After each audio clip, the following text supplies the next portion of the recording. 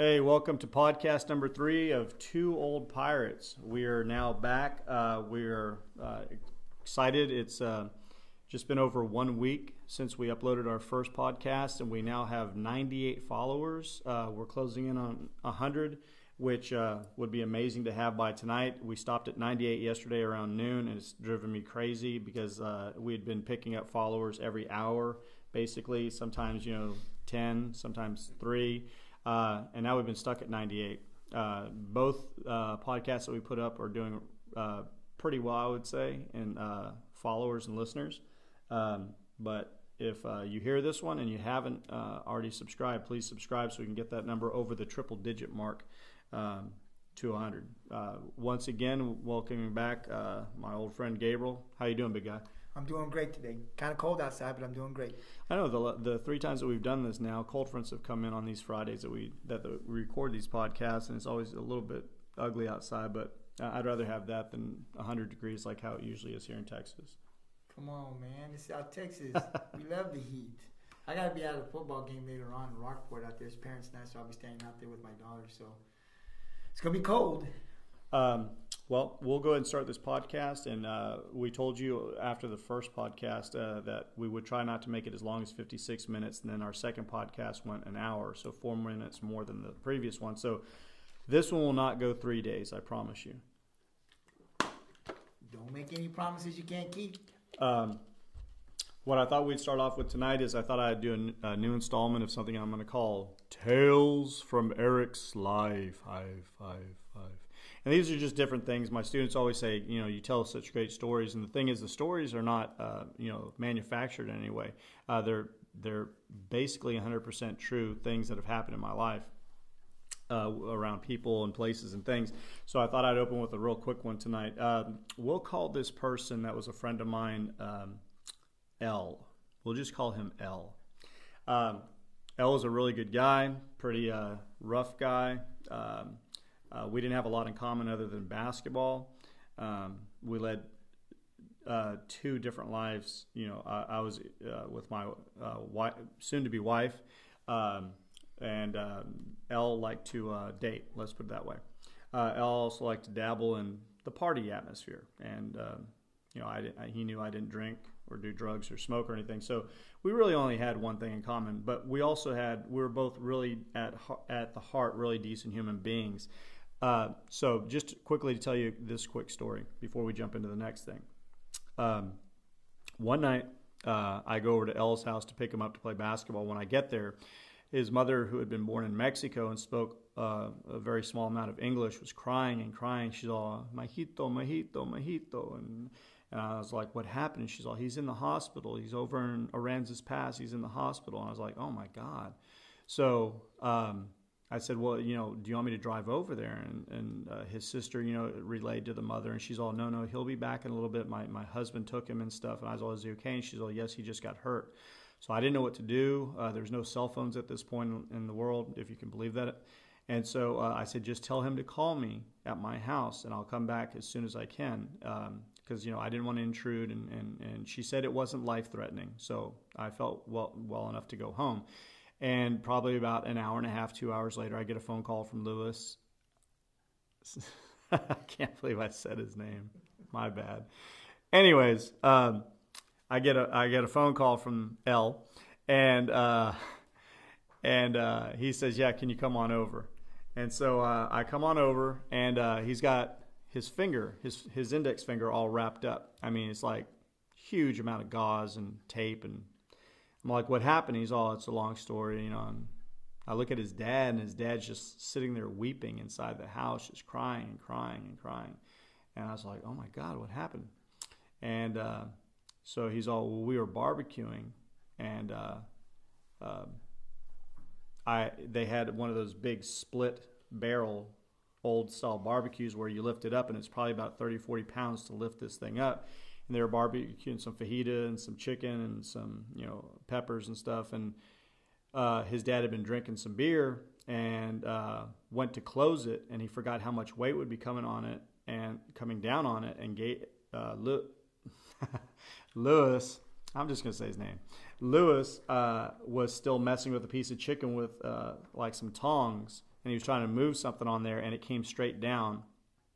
And Lewis said it took off the last digit on your index finger. It took off where the fingernail, the bed of it is, all the way down. It took the finger off. And so he said, hey, I really don't want to think about this. Let's go ahead and head back over to your house. We'll play a video game like NBA or something like that. So we went back over there and hooked up the PlayStation. My mom and dad were telling him, it's going to be okay and stuff. And he's a pretty tough guy. He didn't really seem to care. So to make a long story short, he played the video game, and then he ended up saying, can I just go ahead and crash over? So he spent the night, and when I drove him back home the next day when we were driving over there, I said, hey, did you bring the end of the finger with you to the hospital, to the emergency room, so that maybe they could reattach it? And he's all, nah. He's all, my dad was so upset and drunk, and that we just drove straight to Aransas. I was all like, oh, okay. And then as we pulled into his driveway, I was all like, so let me ask you a question. And he's all like, what? And it was this morbid part of my brain that picked it up. I said, where's the rest of your finger? And he's all, dude, I don't know. And then as we pulled in, we looked at the barbecue both by ourselves, and I was all, I think your finger's in the barbecue pit. And he's all, no, that'd be gross. And I was all, let's go check. And he was kind of nervous, and I'd never seen him get this shy or nervous or anything.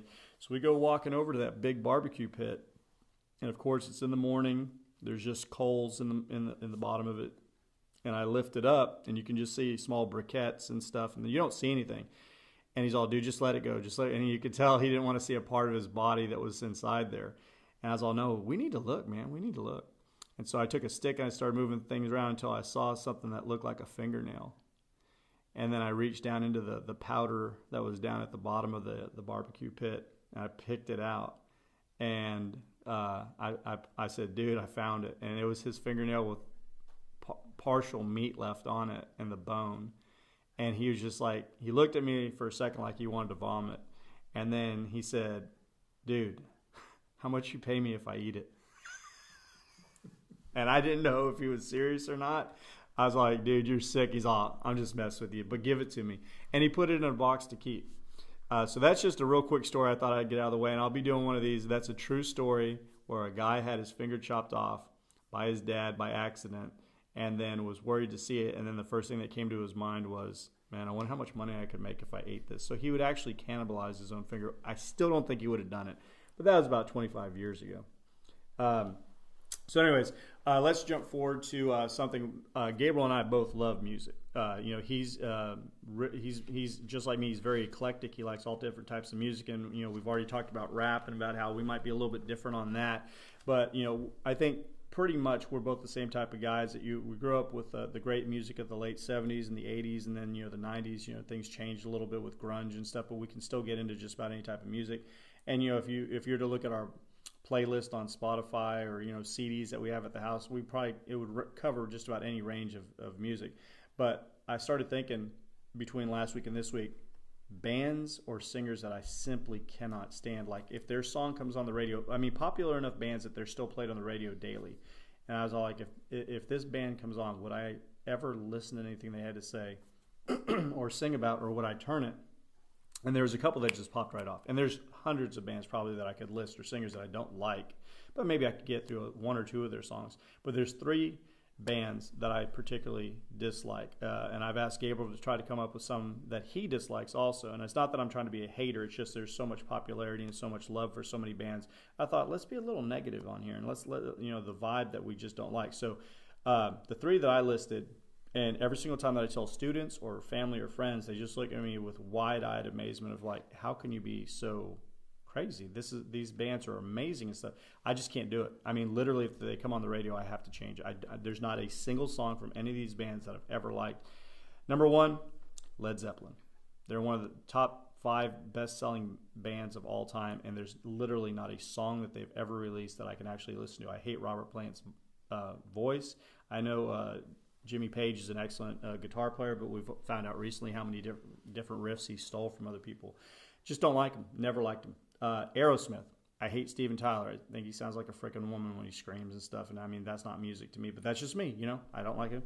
And the last one, the Red Hot Chili Peppers. I've never thought they were that good. You can throw those things out like Scar Tissue or Californication or Under the Bridge or any of that kind of crap. I hate them. I'm sorry, and you can see that the hate starting to see that. But these three bands, they come on the radio, I turn them. I now turn it over to Gabriel. Do you have any particular musicians or singers? Yes, I just want to say I like all three of those bands. All three of them.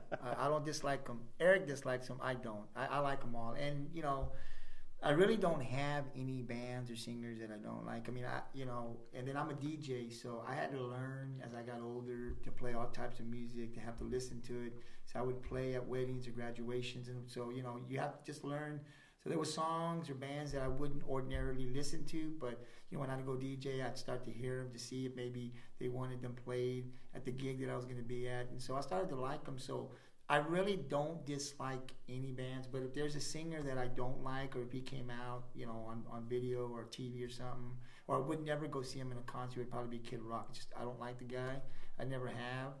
Some people may think he's talented. I don't think he's talented. I just don't like Kid Rock. I would never, if he was on the radio, I'd probably shut it off. If he was on video or TV or something, I'd probably change the channel. And I would definitely not go see this guy in concert. And I was telling Eric earlier, when I was younger, I couldn't stand country music. Just didn't like it, don't know why. I love it now. I can listen to it for hours now. But when I was younger, if I was in a car, or if I was listening to somebody who was listening to country, I would just change the tunes. I just couldn't stand country back then. And this was back in high school. This is back in my younger days when I was really into heavy metal rock. But now I can sit there and listen to country. So it would be Kid Rock, and in my earlier days, country music. The thing I don't like about Kid Rock, because I could have put him down easily with No Doubt, and there, Gwen Stefani and that screeching voice of hers. I mean, Janis Joplin. I mean, there's so many that I don't like. Bob Dylan, no talent. Leonard Cohen, no talent. Sorry.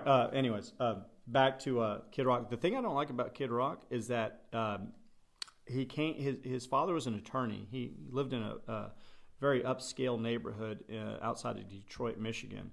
And he's tried to portray himself as like the everyday all-American, regular guy, kind of from the streets. You know, he started out as a rapper, then he went into rock, then he went into country. And he's just had this sustained thing of just trying to stay relevant. The actuality is he came from an extremely wealthy background. He never had to work a day in his life as a regular, everyday, all-American guy. Dad always got him what he needed, got him record deals, different things like that. So he's not been one of those type of guys that you hear that had to make it purely on talent. And yet he's still around, he's still out there making music and upsetting Gabriel. So let me tell you somebody else that I don't like. Did it just come to you? Well, I didn't want to say this, but I don't like Eminem. I can't stand this guy. I don't like his music. Can't stand to see him on TV. Just don't like this guy. And this has been over 20 years. I've never liked this guy. Don't listen to his music. When he first came out, I didn't think he would last. Honestly, not that he didn't have talent or whatever. Because I never said he wasn't talented. I just said I don't like him. No, but I was like, he sounded like a 15-year-old doing. Is it me? Is it you? Is it, it just sounded very immature. And I was like, how long can this last? And then, there's been a couple of things that he's done. Like, I actually really listened to the song Stan, where he's talking about his fan and, killing the girl in the back of it. And it was just like, when I listened, I was like, whoa, those were some really deep lyrics and stuff. And he had a couple other ones that he did that I don't actually own any of his music. I've never downloaded a CD or anything like that and downloaded an album. I don't have them on Spotify, but there's one or two songs here and there that I can listen to and stuff. You can listen to Eminem, but not Aerosmith. I'd rather if Eminem came on with like "Lose Yourself," even Gail, my wife, likes that. She that song, "You better lose yourself in the moment," and that's the only song that she likes. So she doesn't really like rap, but she likes that song. And it's kind of a pump you up song and stuff from 8 Mile the movie and stuff. But other than that, there's maybe 4 songs from Eminem that I've ever heard that I was all like, if it came on, I wouldn't have to turn it. But Aerosmith, there's only one song from them. I have to tell the truth. There's only one song that I've ever heard from them that I like, and it's the one with the Janie's Got a Gun. There you go. That's a really good written song, well-written song about somebody getting back at the father who's hurting and molesting, and that she's going to do away with this bad man. And the rhythm, the drums on that are amazing. The guitar is amazing, and he doesn't really screech as much as he does. He more tells a story. But that's probably the only Aerosmith song I probably. All right, but we got something out of Aerosmith. Yes, we and did. That's good. Moving on. So let's talk about something that Gabriel is very, very interested in. On the news over the past week, we saw a security officer at a school for what would you call it? It wasn't a regular public school, Gabriel. It's like from what I know, it was a resource police officer, whatever that is. But the school, it was for children with, I don't know if it was emotional problems or something. It was not a basic public school. It was so. Anyways, why don't you lead us in for those that might not know what's going on and stuff? Gabriel will give you a short little background to what he saw, what the story was about, and then we'll get into talking for a couple minutes about what occurred and how we both feel, because we've both seen the video. If you've not seen the video, I highly recommend that you look it up. It's hard to watch, but it will give you some kind of an insight to why Gabriel was so passionate about wanting to talk about this, especially with the line of work that he's been in for close to 20 years. Well, someone had told me that this had occurred on Facebook, an incident with the police officer or resource officer, is what they call him, putting his hands on a female, a teenage girl, and throwing her to the ground. And so I went up on Facebook when I had some time, and I was able to see the video. And I was having some conversation with some guys about it, and everybody had a different debate. We debated it. Everybody had their idea of what the kid did or what the officer did. But you know, I've been working with kids for over 20 years now, and so you know, I know a little bit about having to be patient and understanding, and you know, because kids can you know, can get onto you, or they can you know tell you some things that you know. May want you to do something that you shouldn't do. And so I was looking at the video, and it seemed from what I saw, and I haven't really researched the whole thing, but I saw the child kick the officer. The kick actually didn't seem like it was a kick of like wanting to hurt. It seemed almost like playful, like can I get your attention? To me, it was more of like, I'm just gonna, whatever was going on, it was more to just kind of try to irritate the officer. And so the way that the officer responded was just to, you know, turn around, and then he put his hands on, you know, the child's neck area, just threw her to the ground. There was 2 other people there in the office, and to me, that's just something you never do. I'm very passionate, you know. I've had kids myself, you know, spit on me and punch me in the face, and I can't tell you that the adrenaline didn't go up, because it does. We're humans. But you always got to be in control no matter what. You can never lose control. And as I was explaining to the people that we were talking, because, you know, people will take a look at it and everybody will have their point of view. But as I was telling them, you know, this is a child. We don't know what they've gone through. A child never has the right to come and hit a person, an officer, or anything. I mean, we've got to respect boundaries. But when you're in a line, if you're in school or if you're working with kids or whatever you're doing, when a kid comes up and does that to you, you're the adult. And I feel strongly you have to be able to have your patience. And if you feel like you are losing control or you could do something, you need to step back and have somebody else take over till you can calm yourself down. Because from what I saw in the video, in my opinion, it was wrong. They've come out and said that officer was wrong. And this officer may not be a bad guy at all, but just made a really bad decision at that time. And it's going to cost him his job and possibly even a few years in prison. And that's how serious these things are. So to me I felt like what I saw was he should have stepped back. Even if the kid kicked him or verbally was saying whatever, Eric, nothing's going to justify for you as a grown man to put your hands on a teenager around the neck, throw him to the ground, and then come back. There's nothing that you could possibly ever do, a child could do, that'll allow somebody to be able to do it. Unless they're coming to you with some kind of a knife or something, some kind of a weapon. But outside of that, there's a procedure and a way to take people down, and you got to follow protocol. Well, I think the big thing there is that she didn't need to be taken down. She was across the room from him, and it was, I think what Gabriel didn't really explain was that the little tap or kick or whatever you want to call it to the back of his leg occurred, and then moments went by, and she was standing on the other side of the room, and the police officer was standing probably, I would say, 8 to 10 feet away from her. They were both looking in opposite directions, not even looking towards each other. There's no audio, and there's 2 other adults in the room that were at a desk, and it's a small room. It's not a very large room. It's like a small office. And they believe something was said, that she might have said something under her breath, looking away from him, and he's looking away from her, and he just turns in a moment, walks across the room, grabs her with both hands around the neck, picks her up, and slams her onto her back. And when I saw it, I was like, it's not right after the kick, so he can't use that as an excuse. She wasn't coming at him threateningly. She didn't have a weapon in her hand. So at most, she said something under her breath, or she might have said it out loud. She might have screamed it like she was at the top of a mountain. That still doesn't give you the right as a grown man. And also a person who's trained to protect and serve, to pick somebody up by their neck that's a very skinny, small 14-year-old girl and slam her to the ground that hard. I mean, he could have easily, broken ribs, punctured a lung or something. It was far too aggressive for a grown man to do. Now, as a teacher going on, almost a quarter of a century, I have always been taught in all the trainings, we don't touch children. We don't pat them on the back. The most you might do is like a fist bump or something. Due to the fact that you don't know that child, you don't know their makeup, you don't know their background. So the old days about, in the old days when you'd hear about, teachers hugging students and like, hey, great job, and showing that emotional support that some kids need. In today's world, you just can't take that chance. So as an educator of all these years, I know there's the boundaries are set. My professional boundaries are set from day one and stuff. You're not going to be able to, have those. Even if a kid did good on a test, you don't pat him on the back. I mean, we're taught these things. You don't do things like that. Do some teachers do it?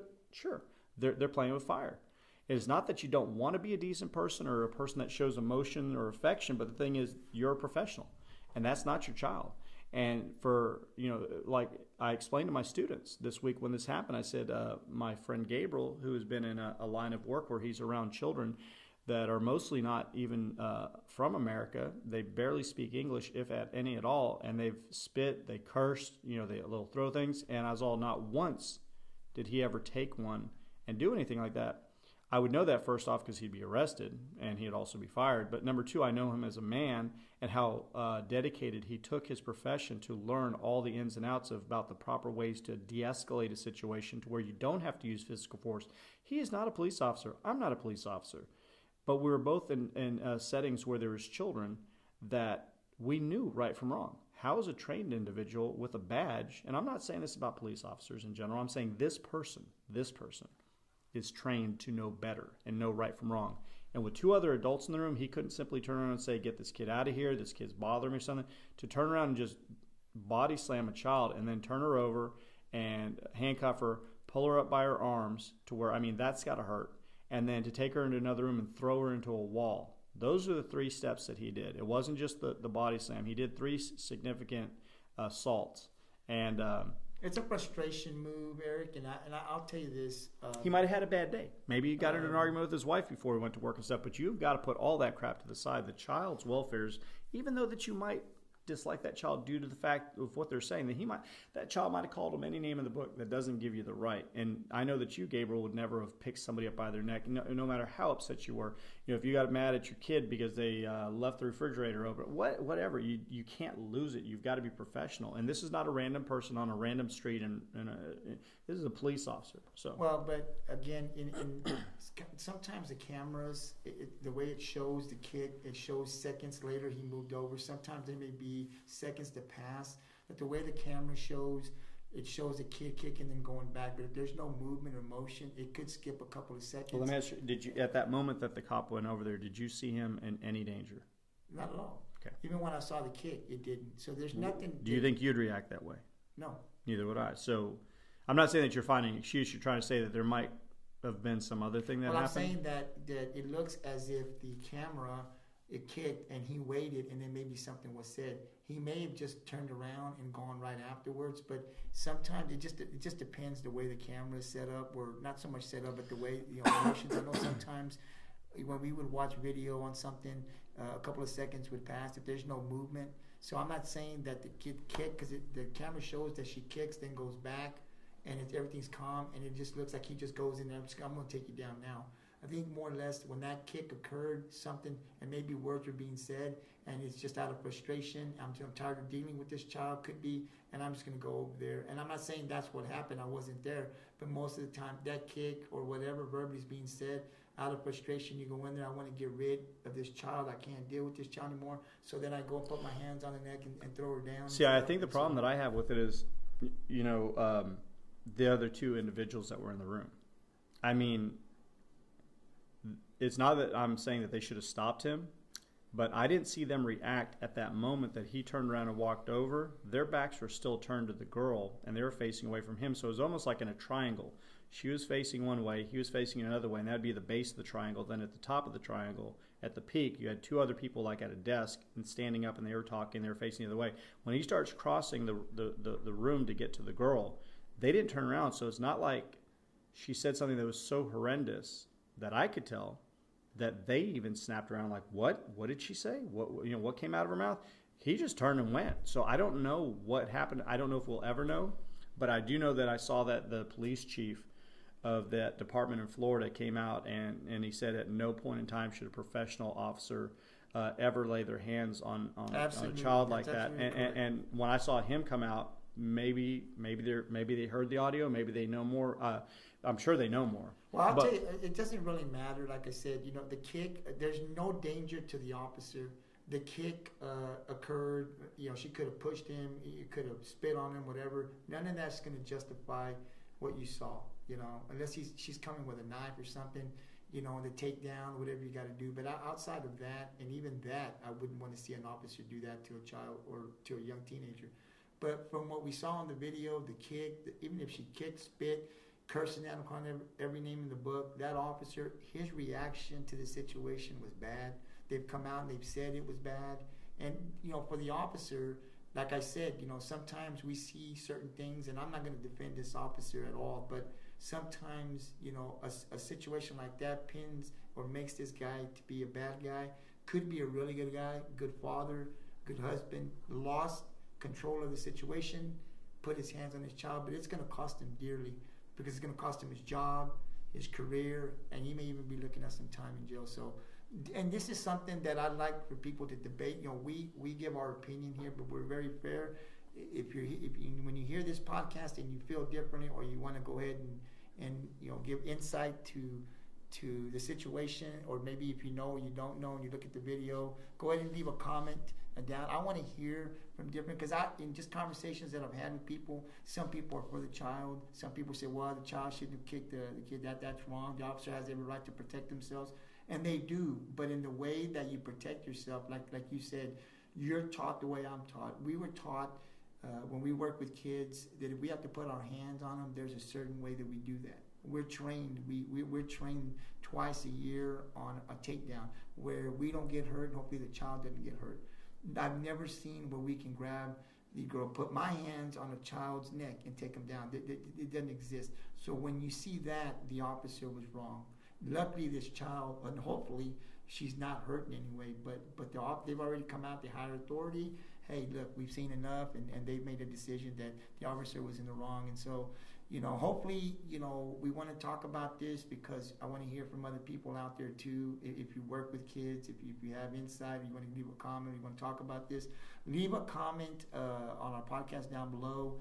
I want to hear from you guys because, like I said, everybody has a different angle on how to see things. It's not right or wrong, but I can just tell you that with working with kids, the way that you saw the takedown, it's never going to be justified, no matter what the child does to you. And I just want to add, that's three different things that we've already, partially discussed, or not necessarily gone into 100% detail. That if you guys have comments, comment. If you want to hear more about Elle or other stories from Eric DeWolf's Tales from the Past, or if you want to hear about, if you want to comment about this police officer taking down this young girl, if you want to talk about sports, anything like basketball, football. You just make sure that you leave a comment because we've already done intros. We've done the first story from many stories. If you didn't like the bands that I hate, you can sit there and say, "Hey, Eric, you have no idea Led Zeppelin rules and stuff," and I'll comment back, "No," but it doesn't matter that I say that.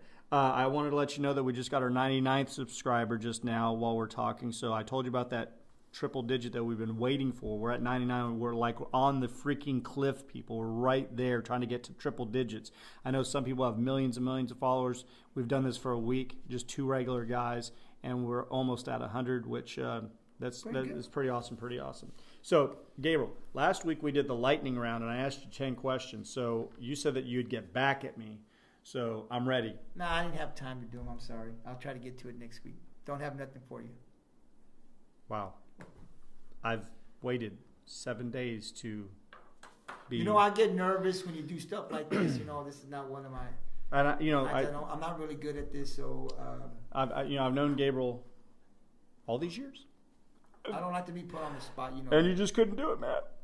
Anyways, well, I did it. I've got 10 more for Gabriel this week. Come on, again? Damn right. Damn right. So I've got your 10 bonus round questions, and I've already written down my answers, and we'll see how he answers. I'll write them down, and we'll see how much I think we got like 3 or 4 the same last week, something like that. I'll just try not to say Salma Hayek this time. So, all right. Number 1. What movie franchise do you think has gone too far? They've just made too many movies. Just let it die off. Rambo. Although I liked all the Rambos, but this last Rambo, I don't think was quite a guy. I'd like to have. Did you actually see the last one? I've seen a lot. Why, dude? There's so many movies that we I've could go seen all see. the Rambos I don't know. come out. Have me and you ever gone to a movie together? I think we have. I don't remember. Yeah. But I wouldn't go see Rambo with you. But Is there a movie all right. called Milo and Otis? Yeah. Did you go take me to that one? That'd be I like don't- something you would take me to. I think I took a girl to that. Okay, well. But- I don't know. I just remember a Milo and Otis. Maybe we double dated. I don't know. I remember going and seeing that was like- Milo and Otis, but I wouldn't go see Milo and Otis. I think that would be something you would say. That's why I thought I wanted to. Yeah, we probably double dated that night. I don't know. Cake or pie? Cake. Your dream job? I'm doing it now. Talking sports all day. Getting paid big money, which I don't do. Drinking a tea, sweet tea, be nice. If you could meet any fictional character of all time, who would it be? Anybody like a fake character that's in a book or a movie or anything like that? No, let's pass. Pass? Yeah. Oh, okay. I had mine. What old... Wait, who was yours? I can't tell you till the end. What old video game, stand-up video game, 25-cent arcade game were you the best at when you were a kid? Pac-Man. Pac-Man? I was good at all of them. Frogger. Do you remember how we used to, for those of you that are young, much younger than us, do you remember how you used to, like in basketball, you call game? Do you remember how you used to keep it? How you'd basically keep the arcade to yourself, the arcade game? Mm-hmm. You'd put your quarters up on there. Yeah. And And so when you were done, I next. So what happened is, if I put up 4 quarters and you walk by and you're You like, had to you wait see till me the playing, you're like, damn, I got to wait for this guy to finish yeah. 4 more games. So that's the way it used to be in the old days, guys. All right. Put If you could $2 live in worth. any different state out of the other 49 states, which one would you pick? Not why, just any. Hawaii? We had said last week if you could take a trip anywhere. So I think, guys, we're going to probably start a GoFundMe site for Gabriel to be able to get Gabriel's ass to Hawaii. Yeah. Okay, out of all the holidays, what's your favorite holiday? Christmas. Out of all the celebrities that just annoy you, whenever you see them on TV or read about them or see them on the internet, you're just like, geez, they just piss me. I hate them. Just somebody that just annoys you. Donald Trump. Trump? All right. Okay, in your estimation, what is the worst sport there is? Like you look at it and you're like, that's not even real. That's not even worthwhile. This is so bogus and stuff. That's not a sport. Or Car racing. car racing. Okay, like NASCAR and stuff. Absolutely. I just don't get into it. And the last thing, your biggest fear, like a phobia or something that you have a fear of that, like, whoa, that's, Heights. heights. All right. All right. So, on what movie franchise do I think has gone too far? Gabriel said Rambo. I said Superman. I mean, they've had like 3 or 4 different Supermans now. I don't like Superman anymore, man. There's just too many Supermans. Okay, I picked pie. You picked cake. Fictional character, you said pass. I picked Sherlock Holmes. That'd be cool to meet Sherlock. Video game, he picked Pac-Man. I picked Galaga. And to this day, I still set the record wherever I go. If I see a stand-up machine anywhere, my son Jacob, who came on a couple weeks ago for a rap, did not believe me. We were in Houston. I had a basketball tournament, 3-on-3 street ball tournament, which will become more of a discussion over the podcast between me and Gabriel since we go back 30 years doing that. And I saw an old Galaga, and I told Jacob, I said, when does the movie start? And he's all like, 20 minutes, Dad. I said, I don't know if we're going to have time for the movie. I pulled out one quarter, and I scored, I think the high score was in the like low 200,000s, and I went well above that. I'd say 350,000. And I always, whenever I played it, you can put in 3 letters. If you are young and you don't know what I'm talking about, you can put in 3 letters for the high score, or whatever score you get if you're in the top 10 or top 5. And I always put E for Eric, N for and then the girl's initial that I was dating at the time. Well, I've been with my wife, 25 years, so it's been ENG forever. And sure enough, in Houston, Texas, at that little bitty thing, and my son just looked at me, he's all, Dad, you did? And I said, of course I did that. Nobody can beat me at Galaga. So Galaga was just a game that I just was really, really good at. I was pretty good at Galaga, too. I wonder if I could beat you at Galaga. I don't think you could, dude. I really don't. I You know can we've give it a never shot. played. If I could live in a different state, mine would be Massachusetts. Just because I was born there, the Celtics are from there, and I'm a Celtic. Let's see, favorite holidays. I picked Christmas also, just like Gabriel. I think most people would probably pick that. Most annoying celebrity, he picked Donald Trump. I picked the Kardashians, the Jenners, that whole freaking group. I wish that they would just get in a bus and be driven off a cliff. Worst sport, he put NASCAR. I put cheerleading. So some of you that might be listening, Whoa. and I knew I told my students that if I was to go ahead and do this 10, his daughter is a cheerleader, and I said he's going to be offended in a certain way due to the fact of his love for his daughter and stuff. But sweetheart, he doesn't know any better, sweetheart. He's going to have to apologize to you when he sees you. The next time I see you, I will apologize to you. But to me, something that you cheer for. You're cheering for another sport that's going on behind you. You're not doing a sport. You're participating in a cheer. I understand now it's competitive and there's judges and stuff, but when me and Gabriel were in high school, none of that crap was going on. You were there on Friday nights because you wanted the boys to look at you. You wanted to throw the little footballs into the stands, and you wanted to go ahead and cheer for your football team. Number 10, biggest fear. I only have 2 real main fears in life. Number one is death. I worry about death all the time. And then the other thing is heights. I'm petrified of heights. I was not afraid of heights. I used to fly. I would go on Ferris wheels, all those other things like that. No. As I've gotten older and I understand gravity and that you can hit the ground real freaking hard and die, even though it's not going to happen, and they say it's the most safe way of transportation and stuff is to fly, I'm like, it would just take one little bitty thing to go wrong and you go down. So for those of you that are going to be flying soon, just remember what I said.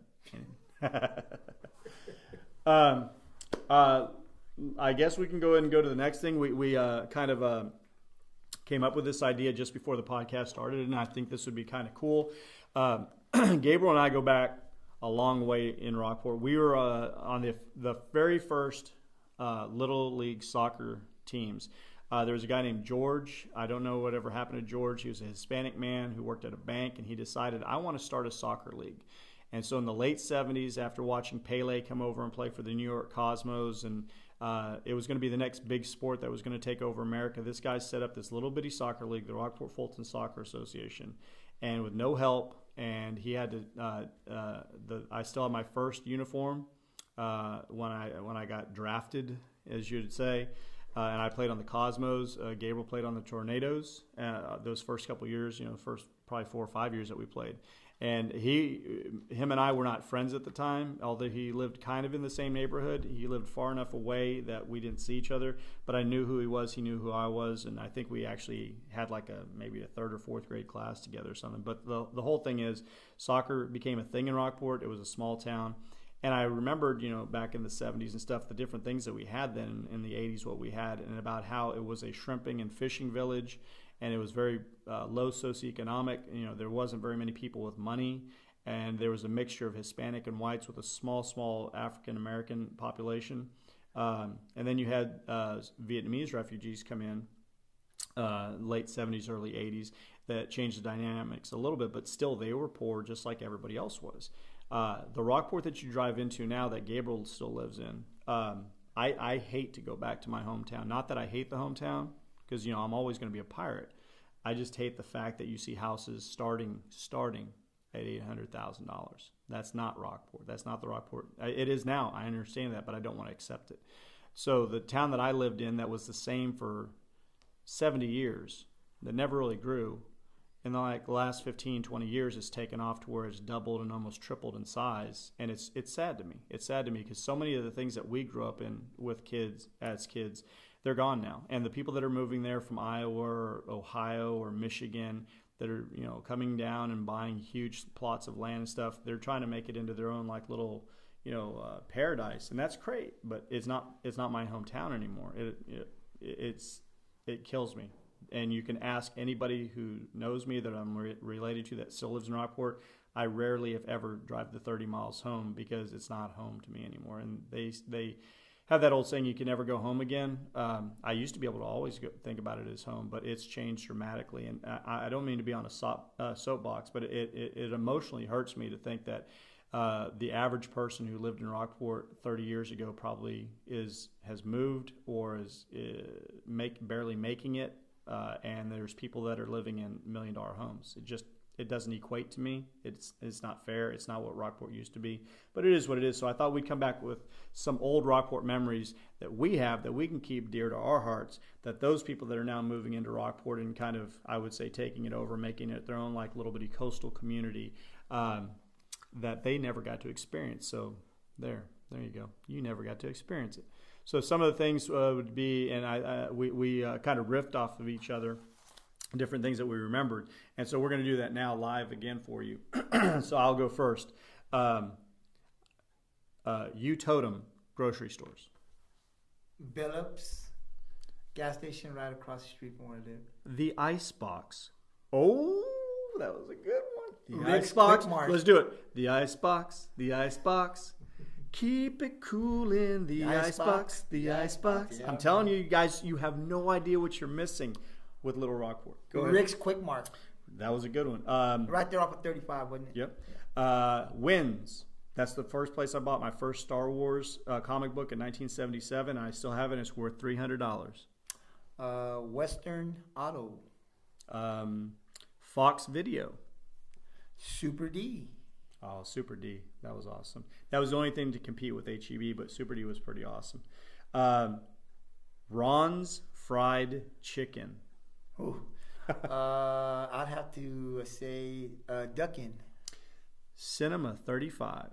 Yeah. Klein's restaurant. Klein's Cafe. Yeah, Klein's Cafe. That was there forever. A place that my mom worked at, several of my sisters worked at, was just as big as Charlotte Plumbers. People came from all over the state of Texas and all over the nation to come eat at this place because it had the best seafood.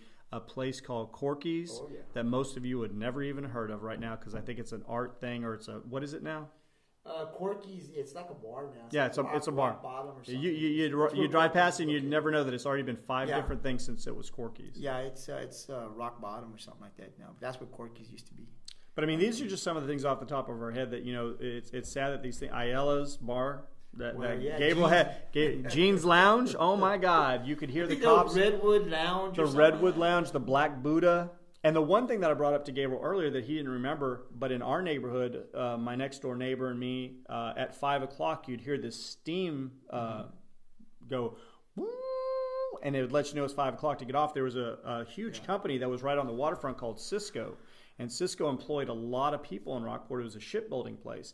And then when it went out of business and shut down, there literally, if you drove past there, I think at one time they were going to put condominiums there to show you how much Rockport's changed. But that was a place that hundreds and hundreds of people used to go work. And they'd have one in the morning at 8 o'clock when they were supposed to go. They would have one at noon. The air horn would go off, the steam horn would go off. And that would be at noon for lunch. And then 5 o'clock. And you'd be outside after school. And you had to dress out of your regular clothes and throw on your play clothes. And you'd be out playing at the park. And you'd hear that. You knew that whistle and you knew, man, Mom's going to be saying it's time to eat dinner soon. So it was just a different time. It was a different place, but those things are all gone. And the average person moving down. And don't forget, Eric, the beach was open 24 hours. Yeah, our beach, which, I keep saying, one of the greatest beaches in Texas, one of the greatest beaches in the nation stuff. This was a regular small beach that you had to walk about a half mile out to get your knees wet. The ski basin smelled like, excuse my language, shit. Every single year, I mean, the smell that would come off of that thing would gag a frickin' maggot. And, now people are like, oh, it's the ski basin, it's the beach. You have to pay annually to get on. I'm like, pay? This was free. This is something. Seafair was free. It was just open. You just walked in and out as often as you want. Now, were things free there? No, of course you had to buy the shrimp and you had to buy the beer and stuff, but it was free. Oyster Fest down in Fulton, that was all free. What does it change to? The art festival was free. All these things were free, and now they charge you an arm and a leg to get into these things. And the people that that I went to school with and stuff, they come back down from their wherever they live up by Dallas or Houston or something, and they're like, "Oh, I want to remember like we were kids." No, well, hell, that's not remembering. You're paying to get into something that was free. And the beach, they built the frickin' pavilions on the beach, and they said, oh, you know what, now we need to pay for that, so we're going to start charging people either daily or an annual pass to get on, because these pavilions are going to go ahead and make their money back. Everybody's going to run out the pavilions. So many people are going to use the pavilions, and those things just sat and sat and sat. They thought there'd be restaurants up and down that beach and stuff. Never happened and stuff. The only thing that's still there that doesn't seem to have changed for me is a saltwater pool. The poor people in Rockport that didn't have enough money to go anywhere else, we'd drive to the end of the beach and we'd go to the saltwater pool and jump in. And that was about it. I jumped in many a times there. They used to take me there as a child. But you're right. The Rockport then is not the same. Absolutely. When we were there, I'm sure there was fishing guides, maybe 10, 15 fishing guides. It was not how it is now, where like every kid that graduates from Rockport can become a fishing guide, because as long as your parents have enough money to get you a boat and you have the time to buy the engine and get the gas and stuff, hell, you can go out in the bay and make yourself a damn good living. I'm not holding anything against those guys. I'm just trying to say that's not the way it was when we were in high school. There wasn't that many. Now, I mean, if you went on a hunting guide or fishing guide service, there's probably 100, 150 guys in the area that do this now. And that just shows you how much we've changed. It's a destination instead of a city or a small town anymore. It's a destination to be. And it's just changed. It's just sad, a little sad. Eric, you're absolutely right. It's sad. So the last thing that we have to really get into is our sports. We did some picks last week, and Gabriel's came back in. He's done his best work to go ahead and try to get his picks down, and we're going to go over that real quick. We'll finish up after that with our 5 random facts, and we'll let you guys go, and we hope that you enjoyed this third podcast. So let's get into sports now. Let's get into sports. So let's do the high school. So Carroll Tigers, Veterans, Memorial Eagles. I'm going Veterans. Vets, definitely. And if Carroll doesn't win tonight, they'll be 0-10. Not one a game. That's that. Eric, because back in the Carroll is a large high school. They should be able to do better than. They were a powerhouse back in the day, but I think, if I'm not mistaken, they'll go defeated this year if they don't beat Veterans Memorial. Wow. King Mustangs, Flower Bluff Hornets. Flower Bluff. Yeah, Flower Bluff will win that. They've got too much of a veteran. Moody Trojans, Miller Bucks. I'm going Miller. Miller has killed everybody. It's going to be very interesting to see how far Miller can go this year, because a lot of people are hoping they're going to go really, really deep in the playoffs. We're talking 3+ rounds. I think Miller going anywhere in the playoffs is good for them for next year also, because they'll lay the foundation that they can do this on a consistent basis. And every year since this coach has been, I think Coach Evans, they've gotten better every year. So watch out. We're looking for 3+ rounds. Miller's one of those teams that I could pull for very easily in the playoffs. Southside Cardinals, Floresville Tigers. I'm going Southside. I wouldn't have no idea on that. I'll go Southside also. And this is going to be a pretty good game. Gregory Portland Wildcats, Alice Coyotes. I think one of these teams, the winner makes the playoffs, the other one goes home. Where are they playing? Alice. I'm taking Alice. Wow. I think the Coyotes, I saw them play against Rockport. You were impressed, you said. I was. But and I'm not a and Wildcat. GP has not been as dominant this year, and we both hate the Wildcats. I don't like the Wildcats, but I tell you what, they brought in a coach, Coach Rhodes, a couple years ago, who's won a couple state titles. I just think they're going to pull it out. And I think GP's going to find a way to pull it out. They're going to win. They're destined to be in the playoffs, man. They ain't been there for a couple of years now. So I believe I'm going to go Wildcats. I think it's going to be a good game. I'm still going to go the other team because I don't like. How about the Calallen Wildcats, Calhoun Sand Crabs? They're playing up in Port Lavaca. This is going to be a game for district. So that whoever wins this wins the district crown? The district, yeah. I think Port Lavaca forfeited the game. Something happened. They lost the game to Allen. Something happened in eligible player. I'm not really sure on what happened, but they got a loss. But the winner of these two, I think, wins that district. And so Calallen's ranked 3rd, but they really haven't been playing like a team that's ranked offensively. I think defensively they're very, very good. The Sand Crabs got a really, really high-powered offense, so I'm going to go Sand Crabs. I'm going to go Sand Crabs, too, just because I don't like Calallen. But I've told people, though, people are – this is going to be our year. We're going to and if you don't like it, comment. That's all I got to I say am gonna about say this- that. I am going to say this about. I think Port Lavaca. This should be their time to win, but you got to play 4 quarters against Cal Allen. I mean, you can never count that team out. You know, they've got the best coach in Texas, and so if you don't come focused and play 4 quarters, these guys will pull it out. But I'm going to go Calhoun. I think Port Lavaca will win it tonight. Somerset, Toloso Midway. I'm going TM. TM also. Ingleside Mustangs, West Oso Bears. I am going Ingleside. I'm hoping Ingleside pulls it out and they make playoffs with this win. Well, if they win, they'll make the playoffs. Yes, so yes. they got to get out there and win. They got to do their thing. There's also another playoff. I think Orange Grove Bulldogs, Sitting Pirates. I think they're both in the playoffs, but I think this is for like 2nd seed or something.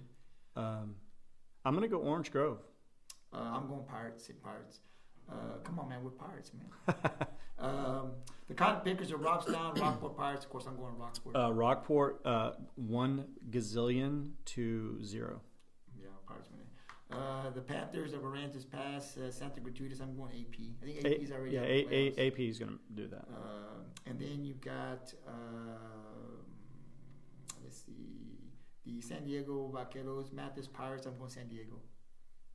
There's nothing in San Diego, so I hope they win. And then you got Hebbronville Longhorns, Taft Greyhounds. God, I think Hebbronville, people were telling me you're going to be too tough, but I'm going to go Taft. Got to go Taft. It was Gabriel's bloodline. Absolutely. And then, of course, you got Three Rivers Bulldogs, which I think are pretty good. They're going to be playing number 1 Refugio. So Refugio's one. Yeah. So that really concludes the picks for high school. And then we can go NFL picks. Are you ready? Yep. The NFL picks, the Sunday night game, Minnesota Vikings at 6-3, the Dallas Cowboys. Cowboys. Where are they playing? Cowboys, AT&T Stadium. I'm going Dallas. I'm going Dallas. All right. Detroit Lions, the Chicago Bears. I'm going Chicago Bears. I watched the Lions the other night, and if Stafford could get his crap together, the Lions could have a decent team. I'm going the Lions on this. Baltimore Ravens, Cincinnati Bengals. Man, Baltimore beat the Patriots last week. The Ravens shocked me. They beat. They were at home, but the Patriots did not have their best game by far. Their defense did not show up, and the Ravens shocked me. And I heard it the whole next day from my students. One loss. Lost one game, and you would think that we're the worst team in the NFL. Excuse me, but yeah, I'm going to go with the Ravens on this one.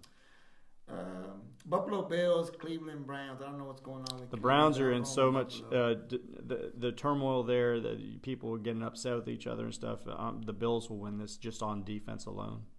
Kansas City Chiefs, Tennessee Titans. I'm going Kansas City. Yeah, Chiefs will win. Matt Moore's still playing good, and I'm not sure if Mahomes will be back yet or not, but he'll be back. Then they win easy. Atlanta Falcons, the New Orleans Saints. I'm going Saints. Saints will eat those birds. The New York Giants, New York Jets. I'm gonna have to go Giants because the Jets just suck, except for that 1 week against the Cowboys. I know that still hurts. I'm going to go Giants as well. Arizona Cardinals, Tampa Bay Buccaneers. I'm going Arizona. Who gives a crap? I'll go Bucks on that one. Let's see. The Miami Dolphins, Indianapolis Colts. I'm going Colts. Colts will win that one easy. Carolina Panthers, Green Bay Packers. I'm going Pack. I'm going to go the Panthers. I think McCaffrey is going to have an amazing game, and the Packers, they just didn't look real good the last game that they played with Aaron Rodgers. I just don't have faith in the Packers. I'm going to go Panthers. They're 5-1 without Cam Newton, so something's going right there. The Los Angeles Rams, Pittsburgh Steelers. I'm going Rams. The Rams, who went to the Super Bowl and lost last year to my Patriots, should be much better than their record indicates, and I think they'll get it together and win this game. And then I think Monday night, you got the Seahawks at 7-2 against the 49ers. San Francisco, this 8-0. is going to be the game of the week. You have an 8-0 team, the 49ers, who are the only undefeated team now that the Patriots have lost. They're dominating defensively just about as well as any other team. Bosa's a complete stud. Sherman shutting people down on the corners. Garoppolo's finally coming around. He had been doing all right, but this last game he broke out and had an amazing game. But then you have to look over here. You have a guy named Wilson, for the Seahawks, who's got an MVP season going. He's got 22 touchdowns and 1 interception. They have a dominant defense also. Now, they've got those 2 losses, which make you think, well, the 49ers for sure. Some of those 49ers wins have also come against, horrible teams too. So it's going to be an amazing game. Where's it going to be played at? San Francisco. Oh, man. You know what? San Francisco will be up for that game, and it's hard to pull for them. But Russell Wilson has played so well this year. I'm gonna pick the Seahawks, but I'm gonna pick it close. It's gonna be like 24-21. It's gonna be a close game. I'm going Seahawks too. I think Russell Wilson's been playing lights out. The 49ers at the beginning of the season, nobody thought that they would be undefeated to this point. And regardless if they're playing who's ever on, winning records or not, that's who's on their schedule. And they've been beating the team they're supposed to beat. But I think when they get down to the playoffs, because they've been out of the playoffs for so long, people are really jumping on the 49er bandwagon. But I think when you get to the playoffs, unless they just completely fall apart, they will be in the playoffs. You're going to see them out in the first round, second round. I just, experience, they ain't been together a lot. The playoffs are a lot different. And so I just don't see them getting to the Super Bowl this year. Great season, like I said, but I don't see them going very far in the playoffs. But I'm going to go Seahawks. They've just been there a lot. Pete Carroll's there. Man, they know how to win. And they're going to find a way to pull it out. I believe it'll be a close game as well, but I'm going Seahawks. Hey, did you see that game last night it's going to be tonight. It's going to be the Miami Heat, the Los Angeles Lakers. And the Heat have been playing. I don't get it. When Jimmy Butler signed that free agent contract to go down to South Beach, I was like, what the hell is he thinking? He could go to so many other teams that are ready to win right away. The Heat. Wade came back last year and played sparingly and had moments here and there, but he was going to retire. He was going to be gone. I'm all like, who you got? Who do they have? Who's their center? Is it Whiteside? No, they traded him. Who's their? See, that's what I'm trying to say. I didn't think. I thought they would be below seed, maybe 6, 7 seed, like they had been. They've got the Tyler Hero. He's a rookie, and he already talks trash stuff. They got Kelly Olynyk, Goran Dragic. Yeah. So they had some pieces, but when Jimmy Butler signed this huge contract, I thought, does that mean more free agents? And nobody else really went there, and I was like, what the hell is going on? They're one of the top teams. They're one of the top teams in the East. 6-2, playing against the Los Angeles Lakers at 6-1, so it's going to be a dominant game. And the Lakers, people are already jumping on the bandwagon. They jumped off last year because they had a bad season and stuff. Now they're saying, Anthony Davis and LeBron James are the 2 best in the game and stuff. And I'm like, give it time. Something's going to happen. Either Anthony Davis is going to get hurt, or there's going to be problems, or something like that. They've played some lesser teams. They've had some good wins. I know that there was a game earlier this week that they were down at the half by like 12. They're down to third to the Bulls. And I was all like, how are you losing to the Bulls if you have what some people say is the greatest basketball player of all time, which me and Gabriel, of course, don't agree with that. And then you also have Anthony Davis, a first-team All-Pro player, and they're losing to the Bulls. And, of course, they came back to win, but, it's one of those things where they shouldn't be in those tight games with such a dominant team. So and it took LeBron to have to get a triple. I think Miami will have a chance, but I don't. See, I'm second guessing them. I just don't have faith in them because I'm like, if Jimmy Butler's not on, who else is going to pull up and pull a 20 or 25 or 30 point game? I think that Miami, because I'm going Miami too, but I just think they're playing free. I think the Lakers play. Where's the game going to be? It's going to be in LA. I think the Lakers win. But I think I hate the Lakers. But I think Miami, they're coming out there. The Lakers have a target on them. They need to actually come out and if they lose, they're talked about. If Miami loses this game or loses any game, it's just Miami. So I think they're playing free. I think they just go out there and have fun, and I think they'll beat the Lakers. I saw the Lakers against the Mavericks about a week ago, and the Mavericks should have won that game. It was a really good game. I remember you calling me and letting me know about the possible foul on Anthony Davis where he held a Mavericks player at the end of the game. To get it into but the problem that I had with the whole situation was when the last play of that game came down to where the guy had to hit the shot in the corner for the 3, what happened was LeBron James put the ball on the floor with like 2.5, 3 seconds to go and drove towards the basket, and 2 players peeled off and went at him. They were up by 3. Let him go for a layup.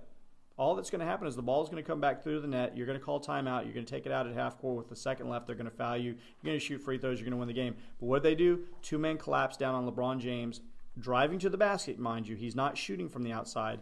And then he kicked it to a wide open man in the corner, and that man hit the 3.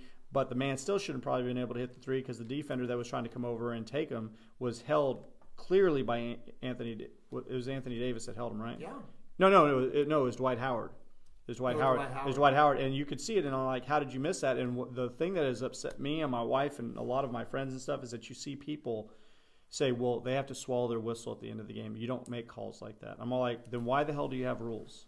Because that should have been called, and the game should have been over. Yeah. But the thing is, they say, no, it's more exciting to see how it's finished. So does that mean I get to tackle a guy? Does that mean I get to stab a guy? I mean, you're just going to throw all the rules out because you want to have an exciting finish. The exciting finish should never happen. There should have either been a foul called because he held the guy, or the Mavericks guys could have got their heads out of their butts and just let LeBron take a dunk with a second left, and they still would have been up by 1. But it didn't happen that way. Lakers going to overtime, dominated in overtime. And you also told me in that game, Doncic, Luka, that he got a hit at least twice and knocked to the ground. He had stitches. Well, he had stitches. He was really out of it. He was dazed. He continued to play, but he wasn't the same player that he was before the overtime. So. But the Lakers won, but it was a good game. But I just don't think they're as dominant as people seem to. Their record is good. They've lost 1. They lost to the Clippers opening night, but I still don't think that they're as good as their record shows. But we'll see as the season continues. I also wanted to just before we end sports, I just wanted to give a shout out to the Rockport Lady Pirates, the volleyball team, and also the Sinton Pirate volleyball team. They both were in the second round of the playoffs last night, and Sinton lost. I think in 4 sets, and Rockport lost in 3 sets, I think, to Lavernia. But what a great season for both Lady Pirates sitting in Rockport and going on to the second round of the playoffs. And I was going to ask you one last question. As of right now tonight, who has the best record in the NBA, East and West, the whole NBA? Do you know? I think it's the Lakers. No, it's the Boston Celtics. We're the number 1 team.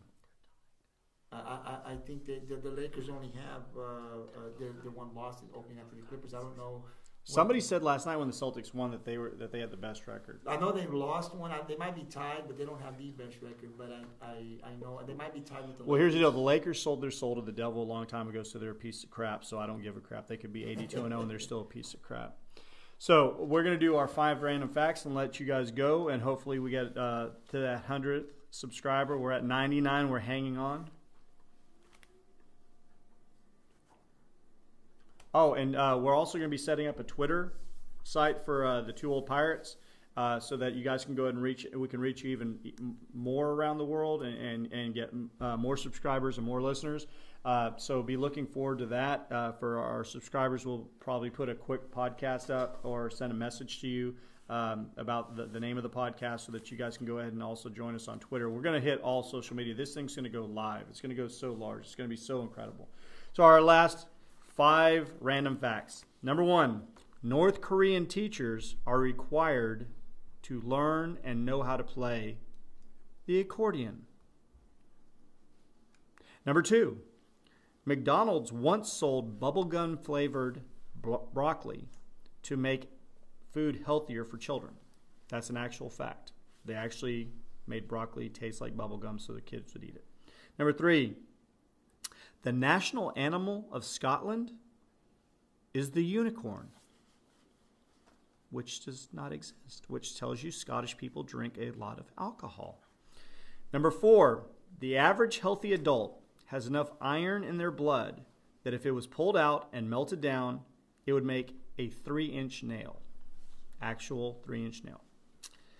And finally, number 5, the sharks off of Greenland, which are known as Greenland sharks, live upwards of 500 years.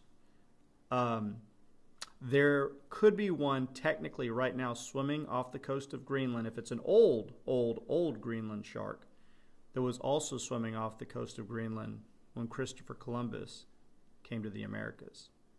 Take that to the bank. Think about that. All those years ago, before we were even America, before there was anything going on here, other than the natives that lived here, before Christopher Columbus came across and sailed the ocean blue, there might have been a shark swimming around Greenland that's still frickin' there. So, with that, our third podcast is over. We thank you for listening in, and we hope that you get more subscribers for us. Share it to everyone, anywhere, anyhow, anyway. Go ahead, Gabriel. You got anything to say to the people? No, until next time, have a great day and great week. Take it easy, guys.